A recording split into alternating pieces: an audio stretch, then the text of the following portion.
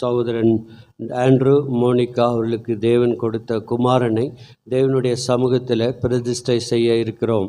కనుక ఈ దినము సహోదరి మోనికా సహోదర ఆండ్రూస్కు దేవుడు అనుగ్రహించిన కుమారుని దేవుని సన్నిధిలో మనం ప్రతిష్ఠించబోతున్నాం. இந்த பிரதிஷ்டை ரொம்ப முக்கியமான காரியமாக இருக்கிறது. ఈ ప్రతిష్ట చాలా ప్రాముఖ్యమైన కార్యమై ఉంటున్నది. அது ஆங்கிலத்தில் டெடிகேஷன் என்று சொல்லுகிறோம். అదే ఆంగ్ల భాషలో డెడికేషన్ అంటారు. இந்த டெடிகேஷன் என்று சொல்லும்போது இந்த குழந்தையை கர்த்தருக்கென்று பிரிக்க வைக்கப்படுதல் என்று தான் அதற்கு டெடிகேஷன் என்று சொல்லப்படுகிறது. కనుక ఇక డెడికేషన్ ప్రతిష్ట అనగా ఈ యొక్క బిడ్డను దేవుని కొరకు ప్రత్యేకపరచబడుతున్నది లేక ప్రతిష్ఠింపబడుతున్నది చెప్పగలము.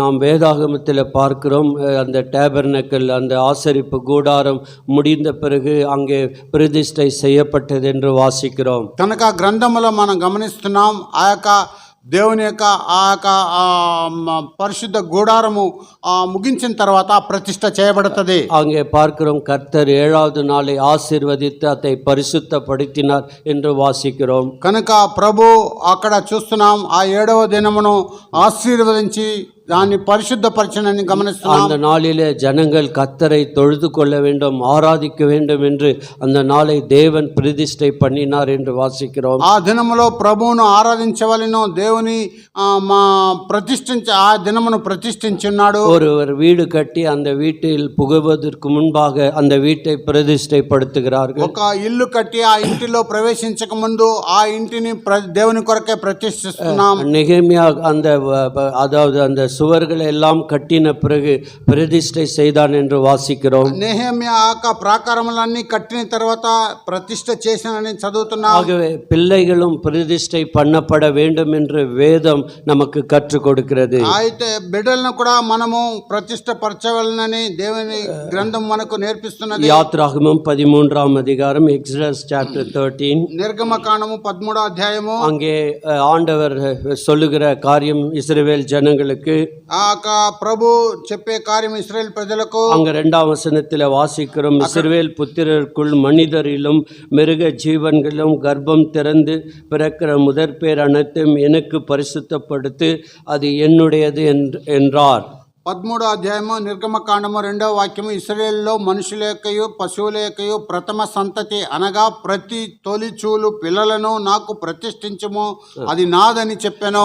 ஆண்டவர் சொல்லுகிறார், அந்த பிள்ளை என்னுடையது, அதை பரிசுத்தப்படுத்தி பிரதிஷ்டை செய் என்று சொல்லுகிறார். కనుక ప్రభు సెలవిస్తున్నాడు, ఆ యొక్క సంతతి నాది, దాన్ని ప్రతిష్ఠించము పరిశుద్ధపరచము అంటున్నాడు. ஆகவே சாமுவேல் பிறந்த பிறகு அதை தேவனுடைய ஆலயத்திலே கொண்டு ஆண்டவருக்கென்று அங்கே அன்னாவும் எல்கனாவும் ஒப்பு கொடுத்தார்கள் என்று வாசிக்கிறோம். కనుక సామేలు పుట్టిన తర్వాత అన్న ఎల్కనా దేవుని కొరకు ఆయనను అప్పగించనని చూస్తున్నాం. ஆகவே இயேசு கிறிஸ்து இந்த உலகத்திலே ஒரு மனித குழந்தையாக பிறந்தபோது அவரையும் பிரதிஷ்டை பண்ணினார்கள். ప్రభువైన యేసుక్రీస్తు మానవ రూపంలో కుమారుడుగా జన్మించినప్పుడు ఆయన కూడా ప్రభు కొరకే అక్కడ ప్రతిష్ఠ చేసిన వారు. దయచేసి లూకావిన్ నற்செய்தி 2వ அதிகாரம், లూకా సువార్త 2వ అధ్యాయము, அங்கே 21వ வசனத்தை வாசிக்கிறேன். అక్కడ 21వ వాక్యం చదువుతున్నాం.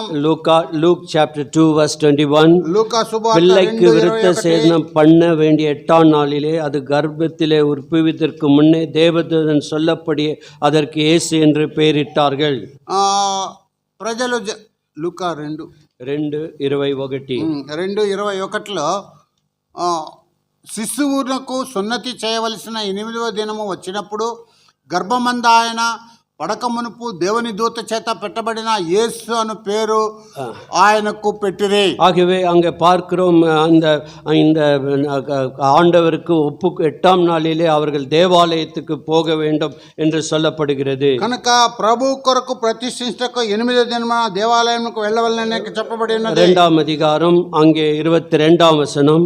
2వ అధ్యాయం 22వ వాక్యం. மோசேயின் நியாயப்பிரமாணத்தின்படி அவர்களுடைய சுத்திகரிப்பின் நாட்கள் நிறைவேறின போது முதற் பேனா எந்த ஆண் பிள்ளையும் கர்த்தருக்கு பரிசுத்தம் எனப்படும் என்று கர்த்தருடைய நியாயப்பிரமாணத்தில் எழுதியிருக்கிறபடி அவரை கர்த்தருக்கென்று ஒப்பு கொடுக்கவும்.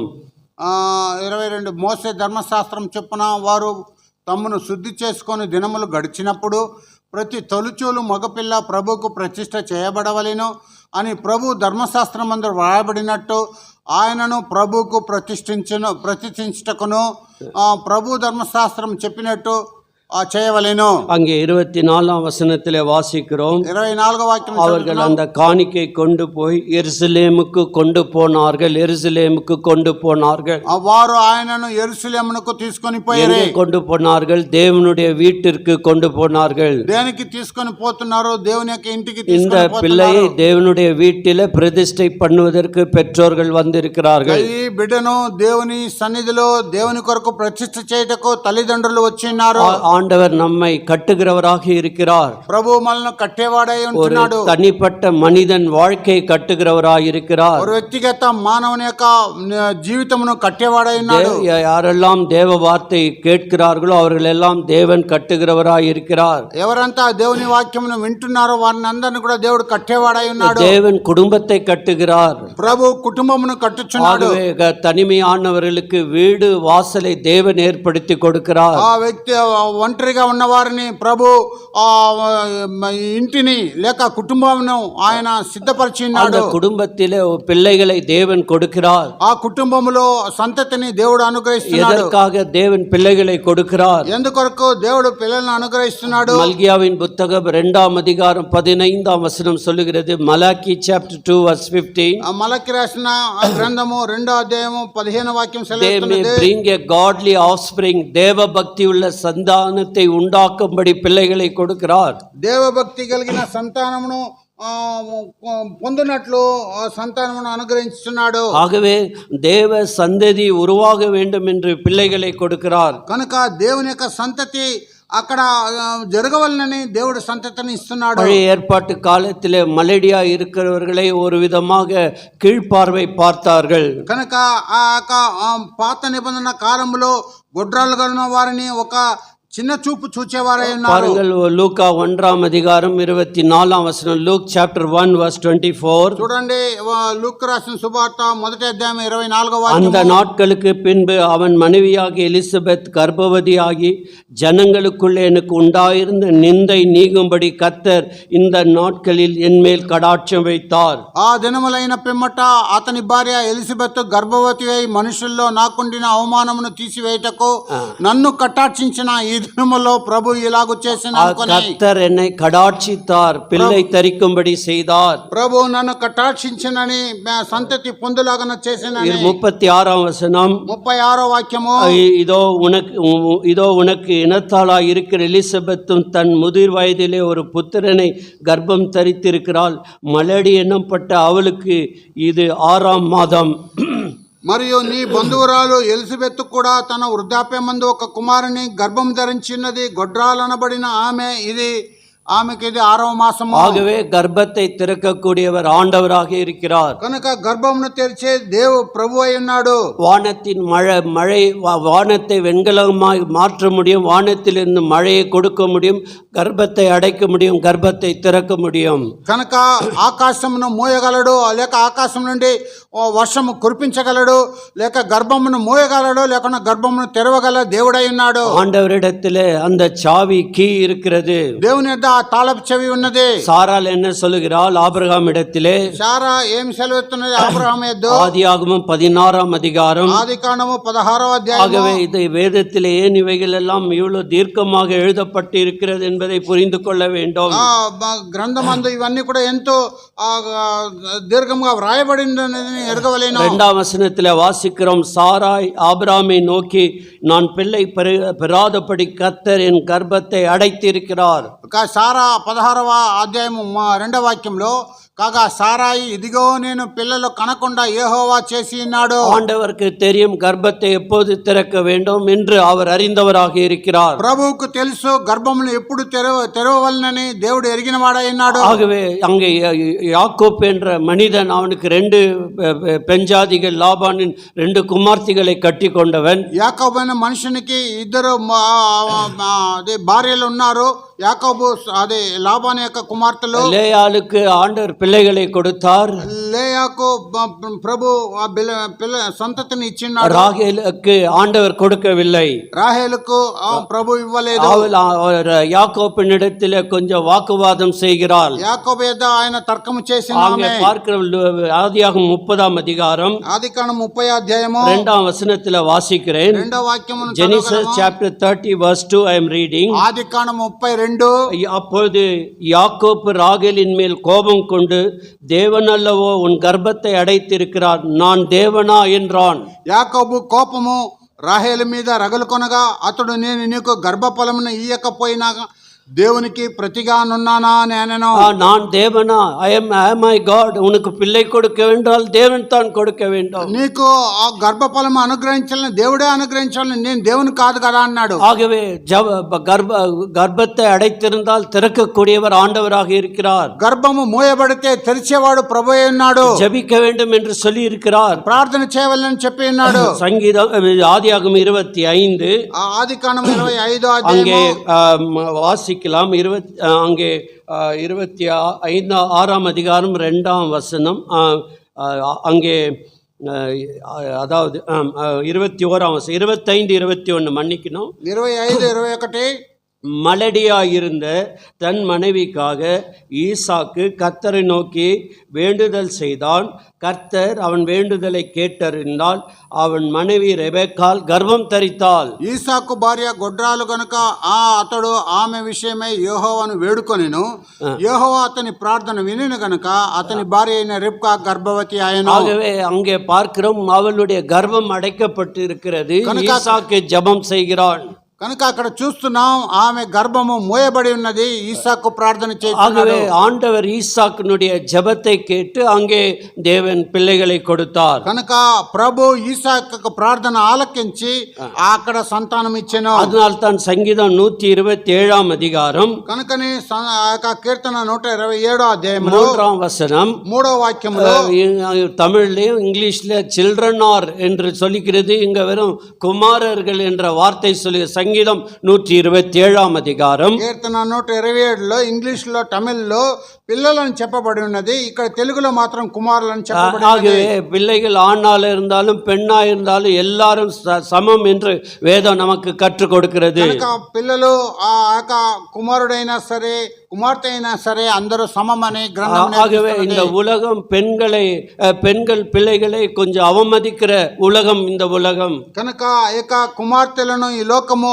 అవమానపరిచే లోకమై அவர்களை கொஞ்சம் குறைவாக நினைக்கிற உலகமாய் இருக்கிறது. వారిని కొద్దిగా తక్కువగా అంచనా ஆண் பிள்ளை என்ற வாயில் தான் அந்த வார்த்தைகள் அதிகமாய் வருகிறது. మగ పిల్లవాడు కుమారుడని వారి నోటిలో ஆகவே இங்க வாசிக்கிறோம், இதோ பிள்ளைகள் கர்த்தரால் வரும் சுதந்திரம், கர்ப்பத்தின் கனி அவரால் கிடைக்கும் பலன். కుమారులు యెహోవా అనుగ్రహించే స్వాస్థ్యము గర్భఫలము ఆయన ఇచ్చు బహుమానమే. ஆகவே ஒரு தேவன் ஒரு பிள்ளை கொடுக்கும்போது அந்த பிள்ளைக்காக ஒரு சிறப்பான திட்டத்தை நோக்கத்தை வைத்திருக்கிறார். ప్రభు ఒక సంతానం ఇచ్చేటప్పుడు ఆ బిడ్డ కొరకు ఒక మంచి ఆలోచన ఆ యొక్క ఉద్దేశమును దేవుడు ఉంచున్నాడు. సంగీతం 131 అద్భుతமாக சொல்லுகிறது. కీర్తన 131లో చాలా 139 139లో చాలా అద్భుతంగా I am fearfully wonderfully made, நான் அதிசயத்தக்க பிரமிக்கத்தக்க விதமாய் சிருஷ்டிக்கப்பட்டேன். నేను అతిశయపడే నిమిత్తం బ్రహ్మికపడే నిమిత్తం నేను సృష్టింపబడ్డాను. 14వ వాక్యము నా తల్లి గర్భము అందు నన్ను నిర్మించిన వాడు నీవే, నీవు నా కొలుగు చేసిన విధము చూడగా భయమును ఆశ్చర్యమును నాకు పుట్టించినది. ஆகவே அவன் சொல்லுகிறான், நான் என்னை தாயின் கர்ப்பத்திலே உருவாக்குவதே பிரமிக்கத்தக்க விதத்திலே நான் உருவாக்கப்பட்டிருக்கிறேன். నన్ను కలుగు చేసిన విధము చూడగా భయమును ఆశ్చర్యమును నాకు పుట్టించినది. ஆண்டவர் டிஎன்ஏ ஸ்ட்ரக்சரை அவர் தான் செய்கிறார். ప్రభు డిఎన్ఏ యొక్క స్ట్రక్చర్ ను ఆయనే సృష్టించుతున్నాడు. இது பயாலஜி எல்லாம் படித்தவர்களுக்கு டிஎன்ఏ என்றால் தெரியும். బయాలజీ చదివిన వారికి డిఎన్ఏ అంటే ఏమీ తెలుసు.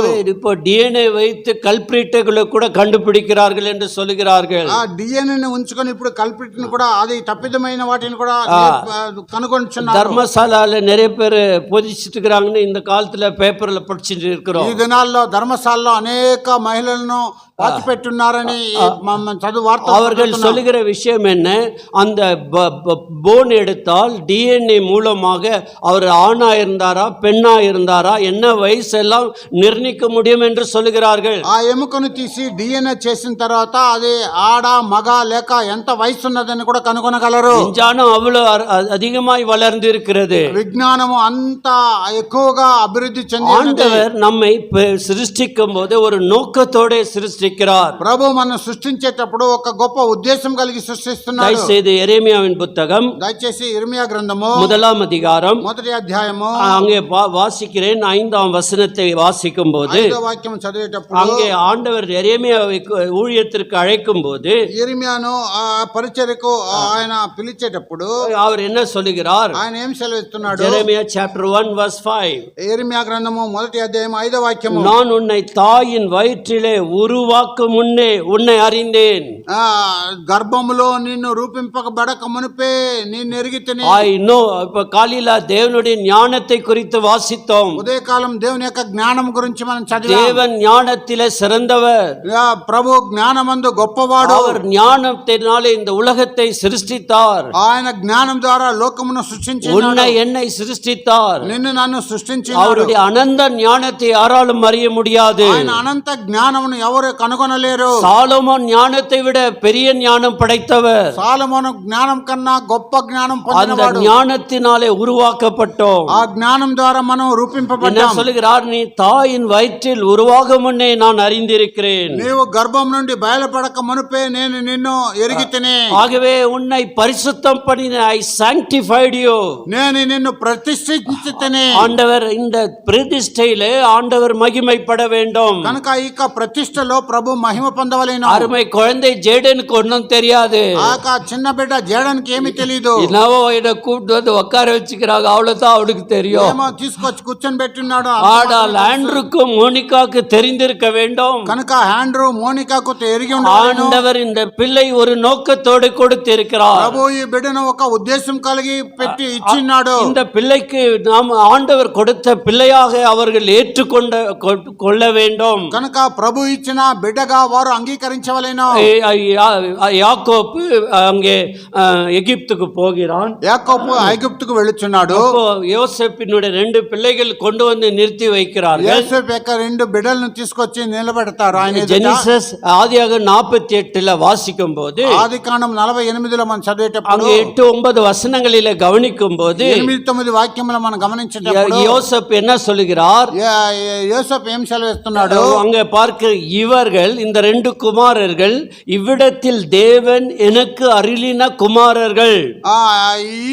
ఈ కుమారులు వీరు ఎవరని అడగగా యేసప్ప వీరు నా కుమారులు వీరు ఈ దేశమందు దేవుడు నాకు தேவன் அருளின குமாரர்கள். దేవుడు అనుగ్రహించిన కుమారులు. இந்த பிள்ளைக்கு யார் சொந்தக்காரர்? ఈ యొక్క పిల్లలకు ఎవరు సొంతవాడు? ஆண்டவர் சொந்தக்காரர். దేవుడు సొంతవాడు. He is a owner and maker. ఆయనే సృష్టికర్త, ఆయనే సమస్తము. இவங்க 2 பேர் யாரு? ఈ ఇద్దరు ఎవరు? அப்பா అమ్மா இருந்தாலும் తల్లి తండ్రి అయినా కూడా அவர்கள் உக்கிரானத்துவக்காரர்கள். தேர் ஸ்டீவர்ட்ஸ். அவர்கள் உக்கிரானத்துவக்காரர்களா இருக்கிறார்கள். వారు నిర్వాహకులుగా ఉంటున్నారు. స్టీవర్డ్స్ என்றால் அவனுக்கு சொந்தம் பாராட்ட எந்த காரியம் இல்லை. నిర్వాహకులు అనగా వారికి సొంతము అనుగ్రహించు ఎలాంటి అధికారం లేదు. கொடுத்ததை அவர்கள் பராமரித்து அதை பாதுகாத்து கொள்ள வேண்டும். ఇచ్చిన దాన్ని వారు పరామరించి వాటిని కాపాడవలెను. ஆகவே இந்த பிள்ளை அவர்கள் கையிலே கொடுத்திருக்கிறார். ఆ యొక్క బిడ్డను వారి చేతిలో ఇచ్చినాడు. அவர்கள் இந்த பிள்ளைக்கு அவர்கள் வழிகாட்ட வேண்டும். ఈ బిడ్డకు వారు ఆ మార్గము చూపించవలెను. ஆகவே ஆண்டவர் ஆபிரகாமை குறித்து ஒரு வார்த்தை சொல்லுகிறார். ప్రభు ఆబ్రహాం గురించి ఒక మాట సెలవిచ్చాడు. ஆபிரகாமுக்கு அப்போது பிள்ளைகள் இல்லை. ఆబ్రహాంకు అక్కడ బిడ్డలు లేరు. ஆனால் ஆபிரகாமை குறித்து ஆண்டவர் ஒரு தீர்க்க தரிசனமான வார்த்தை கூறுகிறார். ఆ ఆబ్రహాం గురించి ఒక ఆ ప్రవచనము ప్రభు సెలవిచ్చినాడు. ஆதியாகமம் 18-19 வாசிக்கும் போது ఆదికాండం 18-19లో మనం చదివేటప్పుడు அவன் தன் பிள்ளைகளுக்கும் தனக்கு பின்வரும் தன் வீட்டாருக்கும் கர்த்தருடைய வழியை காத்து நடவுங்கள் என்று கட்டளை கட்டளையிடுவான் என்று அறிந்திருக்கிறேன். తన పిల్లలను తన ఇంటి వారును నీతి న్యాయములు జరిగించుతూ యెహోవా మార్గమును గైకొనుటకు అతడు వారికి ఆజ్ఞాపించినట్లు నేను అతనిని ఎరిగి ఉన్నానని. God is giving a wonderful declaration. Abraham will teach his children who are going to born in the world, he is going to declare the ways of God. కనుక ప్రభు ఈ రీతిగా వారికి తెలియచేస్తున్నాడు, నేను అతనికి వారికి ఆజ్ఞాపించినట్లు యెహోవా మార్గమును గైకొనుటకు వారిని నేను ఎరిగి ఉన్నాను అంటున్నాడు. ஏனென்றால் 14ஆம் அதிகாரம் ஆதியாகத்தில் வாசிக்கும் போது 14వ అధ్యాయం ఆది కాండములో చదివేటప్పుడు அவன் வீட்டிலே 318 பேர் வேலைக்காரர்கள் இருந்தார்கள். వారి ఇంటిలో 318 మంది పనివారు అలవరించిన వారు ఉన్నారు. சொல்லுகிற வார்த்தை, நான் ஒரு பைபிள் ஸ்டடி எடுக்கல, குயிக்கா சொல்றேன். அவர்கள் வீட்டில் பிறந்தவர்களும் వారి ఇంటిలో పుట్టినవారుగాను அவனால் பயிற்சிவிக்கப்பட்டவர்களும் వారి ద్వారా తర్బీదు పొందినవారు அவர்களை கொண்டு அங்கே லோத்து மாட்டிக்கொண்ட இடத்திலிருந்து விடுவித்தான். వారిని బట్టి లోతు చిక్కుకున్న ఆపద నుండి వారిని విడిపించెను. அவனை பிரிசனர் ఆఫ్ వార్ தூக்கி கொண்டு போய்விட்டார்கள். కనుక వారిని చెరకు కొనిపోయిన వారైనా அவன் வீட்டுல 318 பேருக்கு அவன் சொல்லி கொடுத்தான். కనుక వారి ఇంటిలో ఉంటున్న 318 మందికి వారికి అలవర్చి నేర్పించినాడు. அதனால்தான் மூத்த வேலைக்காரனை ஈசாக்குக்காக பெண் கொள்ளும்படி அனுப்புகிறான். కనుకనే తన యొక్క పనివాడిని ఎలియాజర్ని కుమారుని కొరకు పెళ్లి కొరకు పిల్లను కొనుటకు వెళ్తున్నాడు. 24ஆம் அதிகாரத்தில் நாம் வாசிக்கும் போது எலியேசர் என்ற பெயரை பயன்படுத்துவதில்லை. 24వ అధ్యాయం ఎలియాజర్ అనే మాటను చెప్పట్లేదు, மூத்த ஊழியக்காரன் என்று சொல்லப்படுகிறது. కనుక ఆ పరిచర్య చేసేవాడని చెప్పబడుతుంది. நம்ம சில நேரத்தில் அப்படியே அது யாருன்னு அங்க வந்து தெளிவாக சொல்லுகிறது, மூத்த ஊழியக்காரன். అక్కడ సేవకుడు అని சீனியர் மோஸ்ட் సేవకుడు అని தன்னுடைய மூத்த ஊழியக்காரனை அனுப்புகிறான். తన యొక్క ప్రథమ సేవకుడిని పంపుచున్నాడు. நம்ம బైబిల్ கொஞ்சம் படிக்கும் போது தெளிவாக புரிஞ்சுக்கின்னு அறிஞ்சிக்கின்னு படிக்கணும். కనుక ఆ యొక్క బైబిల్ చదివేటప్పుడు జ్ఞానంతో ఎరిగిన వారే చదవాలి. அந்த ஊழியக்காரனை அனுப்புகிறான். ఆ యొక్క సేవకుని పంపుచున్నాడు. அந்த ஊழியக்காரன் ஜெபிக்கிற ஊழியக்காரன்.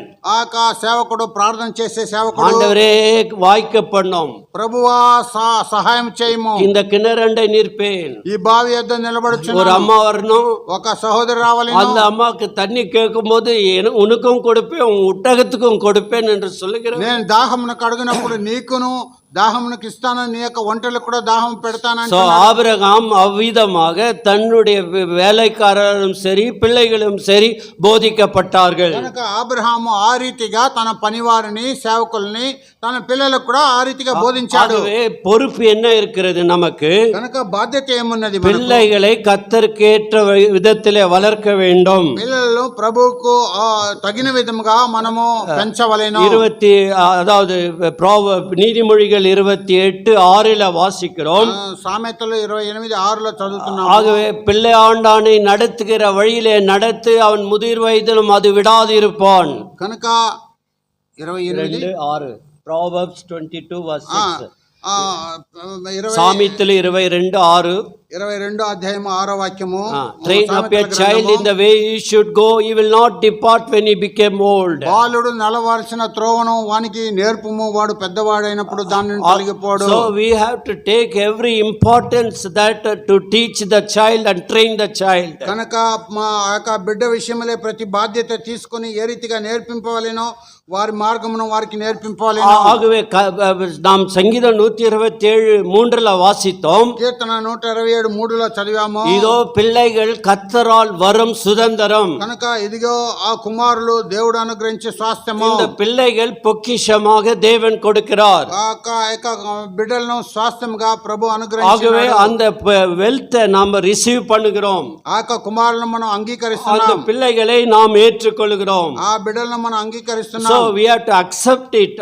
அந்த பிள்ளையை நாம் ஏற்றுக்கொள்ள வேண்டும். కనుక ఆ యొక్క పిల్లలను మనం అంగీకరించవలెను. அவர்கள் பொக்கிஷமாக கொடுக்கப்படுகிறது. వారు శాస్త్రముగా அந்த ఇవ్వబడుతున్నారు. பொக்கிஷத்தை பாதுகாக்க வேண்டும், ఆ యొక్క శాస్త్రమును మనం కాపాడవలెను. பேணி காக்க வேண்டும். కనుక ఆ వాటి కొరకై మనం அந்த కాపాడవలెను. அந்த பொக்கிஷத்தை நாம் இன்வெஸ்ட் பண்ண வேண்டும். ఆ యొక్క శాస్త్రమును మనము ఇన్వెస్ట్ చేయవలెను. இப்போ நிறைய பணம் இருந்தால் இன்வெஸ்ட் பண்ணுகிறார்கள். కనుక ఎక్కువ ధనం ఉంటే వారు ఇన్వెస్ట్ చేస్తారు. இன்னத்துக்கு இன்வெஸ்ட் என்று செய்கிறார்கள், இன்னும் கொஞ்சம் பணம் வட்டியாக கூடுதலாக வரும் என்று இன்வெஸ்ட் பண்ணுகிறார்கள். ఎందుకు వారిని మూలధనంగా పెడుతున్నారంటే ఇంకా కొద్దిగా ధనము ఎక్కువ.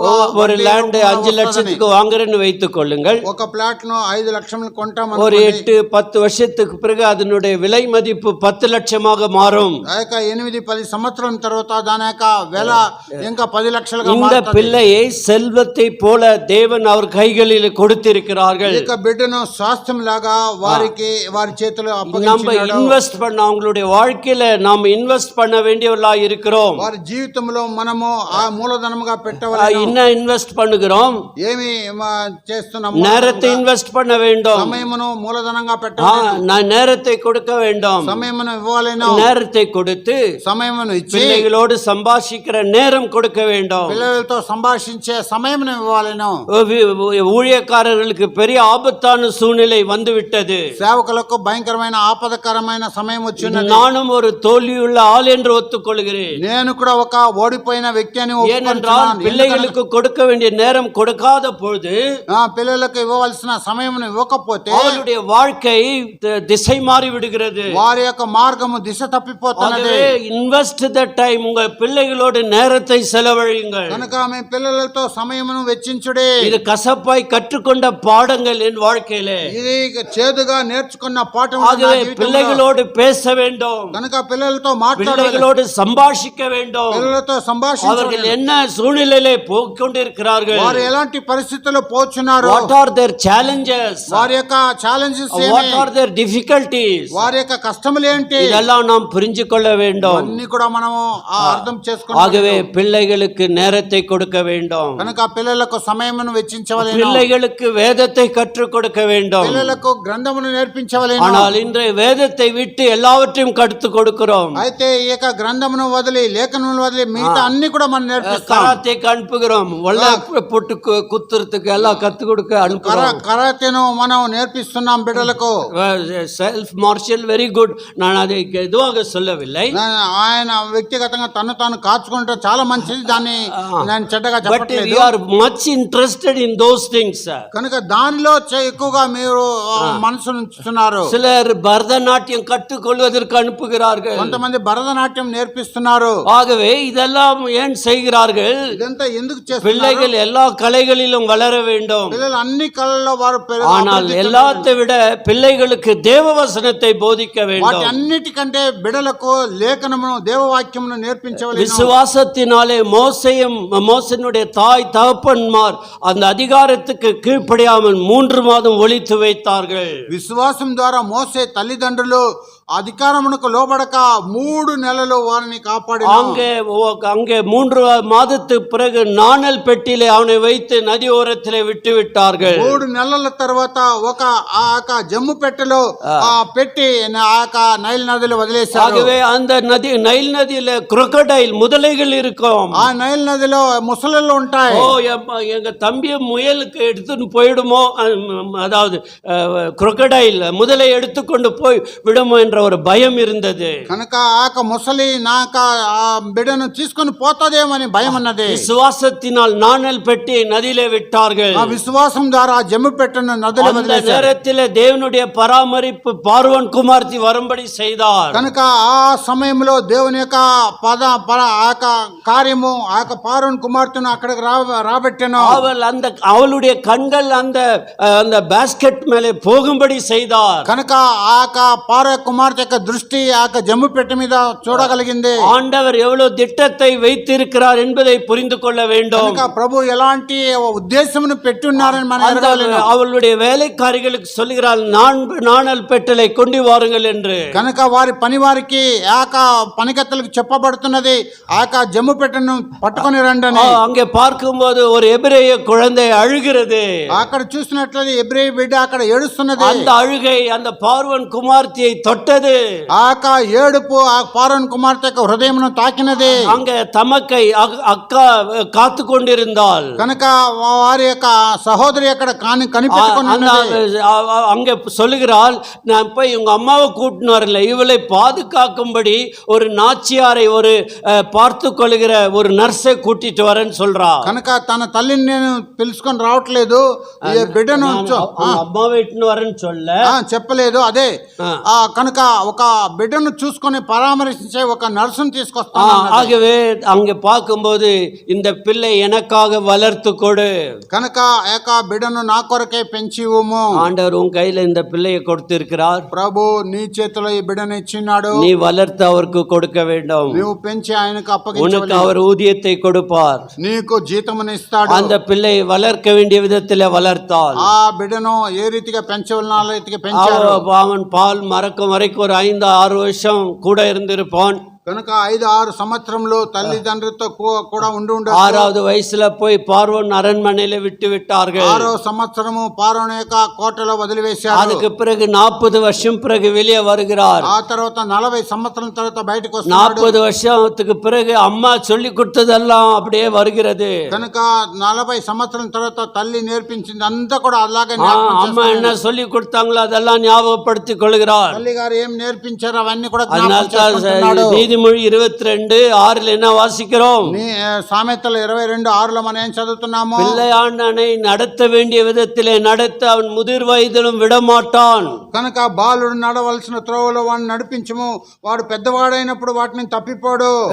நீங்க நினைக்காதீங்க 5 வயசுக்குள்ள என்ன பிள்ளை கத்துக்கணும் அப்படி நினைக்காதீங்க. మీరు తలంచొద్దండి 5 సంవత్సరాలు ఏమి నేర్చుకోబోతున్నాడని. The psychologist found first 5 years are very important age for a child. కనుక సైకాలజిస్ట్ అది కనుగొని ఉన్నారు, మొదటి 5 సంవత్సరం చిన్న బిడ్డకు ఎంతో ప్రాముఖ్యమని. அம்மா அங்க சாமுவேலுக்கு கத்து கொடுத்ததினாலே அவன் எப்படி தேவனுடைய வீட்டிலே ஊழியம் செய்தான் என்றெல்லாம் வாசிக்கிறோம். కనుక తల్లి ఆయన సాముయేలుకు నేర్పించినట్టుగా విధముగా ఆ దేవుని యొక్క ఇంటిలో ఏ రీతిగా ఆయన పరిచయం చేశాడు. அவங்களால எல்லாவற்றையும் கிரகிக்க முடியும்.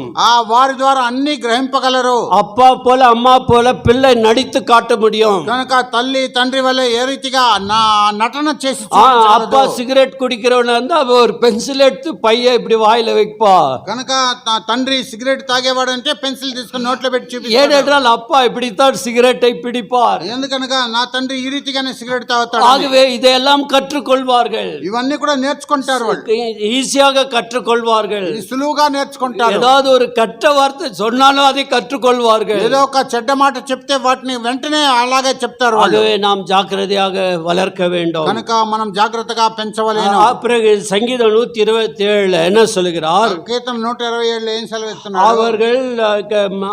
அவர்கள் பலவான் கையில் உள்ள அம்புக்கு ஒப்பாய் இருக்கிறார்கள். బలవంతుల చేతిలో ఉన్న బాణముల వంటి వారు. அவர்கள் அம்புகளை போல இருப்பார்கள். వారు బాణముల వంటి వారు. இந்த அம்பு விரோதியை தாக்கக்கூடிய அம்பாக இருக்கிறது. ఈ బాణము శత్రువును వధించే బాణముగా ఉంటుంది. ஆண்டவர் இஸ்ரவேல் ஜனங்களை விடுவிக்க ప్రభు ఇశ్రాయేల్ ప్రజలను విడిపించడానికి அங்க பார்க்கிறோம், ஏதோ ஒரு தேவதூதர்களை அனுப்பவில்லை. ఎవరో దేవదూతలను పంపలేదు. மோசே என்ற ஒரு குழந்தை அனுப்பினார். మోసేను ఒక బిడ్డను పంపించాడు. அவனை நாயகனாக மாற்றினார். ఆయన నాయకుడుగా చేశాడు. இஸ்ரவேலை అడిமைతనத்திலிருந்து விடுவிக்கிறவனாக மாற்றினார். ఇశ్రాయేల్ ప్రజలను బానిసత్వం నుండి విడిపించేవాడు. பலவான் கையில் உள்ள அம்புகளை போல இருப்பார்கள்.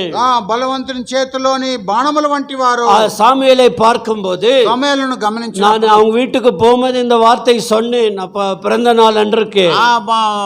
బిడ్డ పుట్టిన ఆ యొక్క దినములో వారి ఇంటికి వెళ్ళినప్పుడు ఈ మాటను చెప్పాను. சாமுவேல் பிறந்த காலம் ஒரு இருண்ட காலமா இருந்தது. సామేలు పుట్టిన ఆ యొక్క జన్మించిన దినము ఒక చీకటి కాలమై ఉన్నది. அங்க தீர்க்க தரிசனம் இல்லை, தேவனுடைய வார்த்தை வெளிப்படவில்லை. అక్కడ ప్రవచనం లేదు, దేవుని యొక్క మాట బయలుపరచబడలేదు. எங்க தரிசனம் இல்லையோ ஜனங்கள் சீர்கெட்டு போவார்கள். కనుక ఎక్కడ దర్శనము ప్రవచనం లేదు అక్కడ ప్రజలు చెడిపోతారు. ஆகவே தரிக்கெட்டு போவார்கள், వారు చెడిపోతారు. ஆகவே ஆண்டவர் சாமுவேலை அனுப்பினது நிமித்தம் ప్రభు సామేలు పంపిన దాన్ని బట్టి சாமுவேல் ஜெபிக்கிற ஒரு மனிதனாக இருந்தான். సామేలు ప్రార్థించే ఒక మనుషుడై ఉన్నాడు. அவன் சொன்ன வார்த்தை ஒன்றும் தரையில விழவில்லை. ఆయన చెప్పిన మాట ఒకటి కూడా విడిచిపెట్టబడలేదు. பிள்ளைகள வளர்க்கிற விதத்துல வளர்த்து அவங்க ஆண்டவர் எப்படி பயன்படுத்த போகிறார். చూడండి, బిడ్డలను పెంచే విధంలో పెంచితే బిడ్డను ఏ రీతిగా ప్రభు ఉపయోగించుకుంటాడు. ஆகவே தாவீதை ஒரு இடையனாக ஆடுகளை மேய்த்து கொண்டவனை ராஜாவாக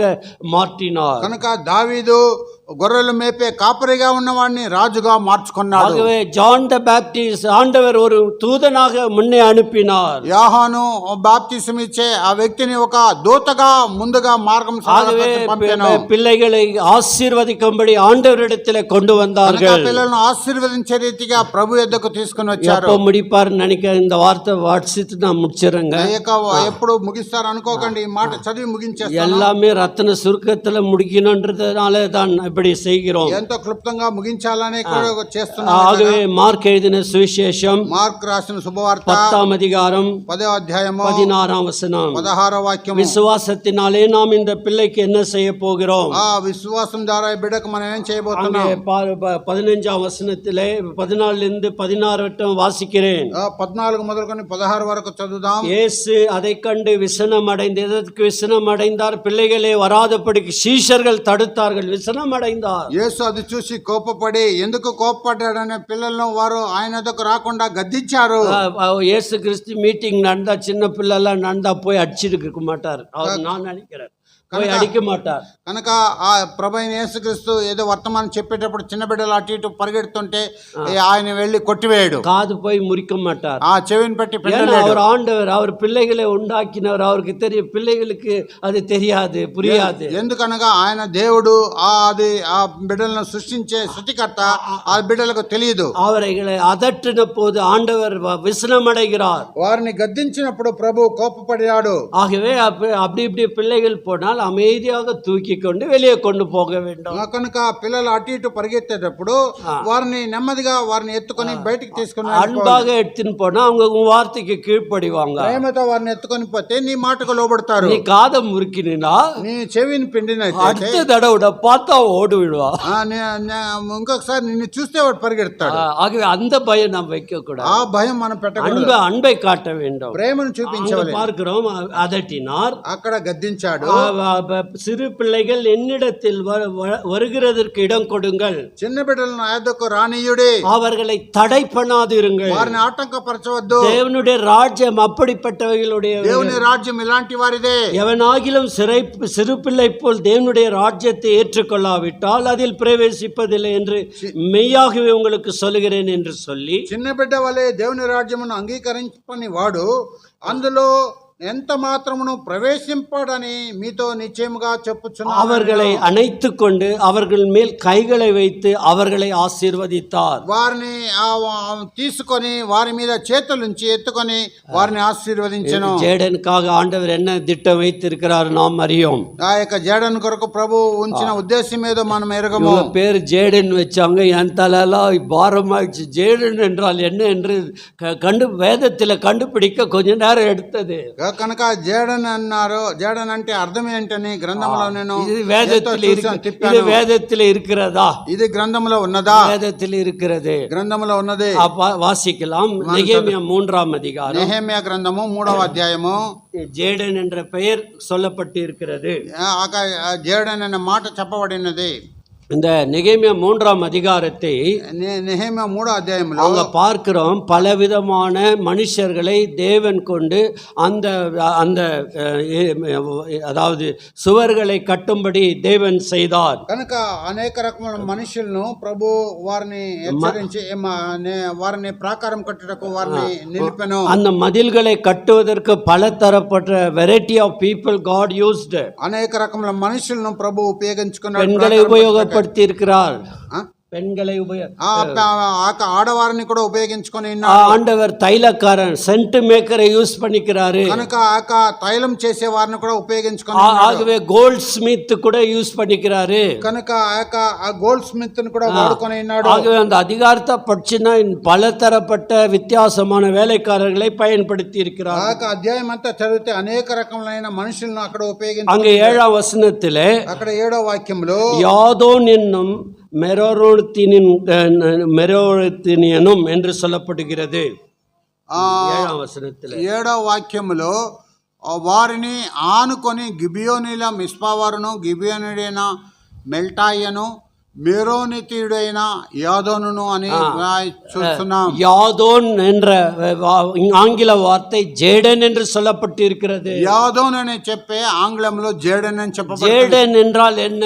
జేడన్ అనగా ఏంటి? ఆ ஜேடன் என்றால் அங்கே வாசிக்கும் போது God has heard, தேவன் ஜெபத்தை கேட்டார். అక్కడ ప్రభు ప్రార్థన అంగీకరించెను. அது தெரியல, ஆண்ட்ரூ மோனிகா ஜெபம் பண்ணாங்க பிள்ளை சந்தானத்துக்கு, அதனால ஜேடன் என்று பெயர் வைத்தார்களே, நான் கேட்கவில்லை, இப்போது கேட்கிறேன். కనుక ఆండ్రోస్ మోనికా ప్రార్థన చేశారా లేదో దాన్ని బట్టి వారు జేడన్ అని పేరు పెట్టారేమో అని ఇప్పుడు అడుగుతున్నాను. இப்போ மோனிகா தலை ஆட்டுகிறார்கள், நாங்கள் ஜெபித்தோம். మోనికా తల ఊపుతున్నది, మేము ప్రార్థించాము. அதனால ஜேடன் ஆண்டவர் ஜெபத்தை கேட்டார், ప్రభు ప్రార్థన అంగీకరించెను. ஆர் தேங்க்ஃபுல், ஆண்டவருக்கு நன்றியுள்ளவர்களாய் இருக்க வேண்டும். కనుక ప్రభువుకు కృతజ్ఞులై ఉండవలెను. ஆகவே a man who helped in rebuilding the walls of Jerusalem. కనుక మనుష్యుడు ప్రాకారం కట్టుటకు సహాయపడిన వాడై ఉన్నాడు. పిల్లై ఆండவர் என்ன నోకతోడు கொடுத்தார் நாம் அறியோம். కనుక ఈ బిడ్డను ప్రభు ఎలాంటి ఉద్దేశం కలిగి ఇచ్చాడో మనం ఎరుగుము. மோனிகா உன்னுடைய சரித்திரத்தில் சொல்லுகிறது, மோனிகா செயின்ட் அகஸ்டினுடைய தாயாக இருந்தவள். மோனிகா செயின்ட் அகஸ்டின் యొక్క తల్లిగా ఉంటున్నది. ஆகவே செயின்ட் அகஸ்டின் என்பவர் எவ்வளவு ஒரு புனிதமான மனிதராய் இந்த உலகத்தில் வாழ்ந்தார் என்பதை அவருடைய சரித்திரம் சொல்லுகிறது. చరిత్రం ఈ రీతిగా సెలవిస్తున్నది, సెయింట్ అగస్టిన్ ఎంతో పుణ్య వ్యక్తిగా ఈ లోకంలో ఉన్నాడని. அவர் மூலமாக தேவன் பெரிய காரியங்களை செய்தார். ఆయన ద్వారా దేవుడు ప్రభు గొప్ప కార్యం చేసినాడు. இந்த ஜேடன் மூலம் தேவன் நோக்கத்தை நிறைவேற்றுவாராக. ఇక జేడన్ ద్వారా ప్రభు ఉద్దేశం నెరవేరుగాక. ஆகவே பிறந்த நாள் முதல் காத்து கொண்டு வந்தார், இனிமேலும் காப்பார், தப்பிப்பார், கனப்படுத்துவார். కనుక బిడ్డ పుట్టినది మొదలుకొని కాపాడుతూ వచ్చాడు, ఇంకా మీదట కాపాడును, తప్పించును. ஆகவே நாம் இப்போ ஜெபிக்க போறோம். కనుక మనం ప్రార్థన நீங்க அவங்க இந்த குழந்தைக்காக ஜெபிக்க வேண்டும். సంఘంగా మీరు కూడా ఆ యొక్క బిడ్డ కొరకు அதே போல நம்முடைய பிள்ளைகளுக்காக கூட ஜெபிப்போம். ఆ ప్రకారంగా మన బిడ్డల కొరకై ప్రార్థించవలెను. நம்ம பிள்ளைகள் வளர்ந்து இருக்கலாம், మనం బిడ్డలు పెరిగి ఉండవచ్చు. 40 వయసానా కూడా ஆண்டவர் பிடிக்க முடியும். పెద్దవారై 40 సంవత్సరములు అయినప్పుడు కూడా ప్రభు పట్టగలడు. அவங்க தூரம் போயிட்டு இருந்தாலும் ఆండவர் దరదరని ఇழுతును வருவார். వారు దూరంగా వెళ్ళిపోయినా కూడా ప్రభు వారిని పట్టుకొని లాక్కొని వస్తాడు. ஆண்டவர் மாற்ற முடியும், ప్రభు మార్చగలడు. நாம் ஜெபிக்க போகிறோம். మనం ప్రార్థన இந்த చేయబోతున్నాం. பயபக்தியான நேரத்தில் நம்மை அர்ப்பணித்து, ஆண்டவரே என் வாழ்க்கை நோக்கத்தை நீங்க நிறைவேற்றி கொடுக்க வேண்டும் என்று நாம் ஜெபிப்போம். కనుక ఈ యొక్క ప్రార్థన సమయంలో మనం ప్రార్థించేటప్పుడు ఈ యొక్క బిడ్డ యొక్క జీవితమును మీకు అప్పగిస్తున్నాం. ఆ యొక్క ఉద్దేశం ఏమిటో మనం ప్రార్థించుకుందాం.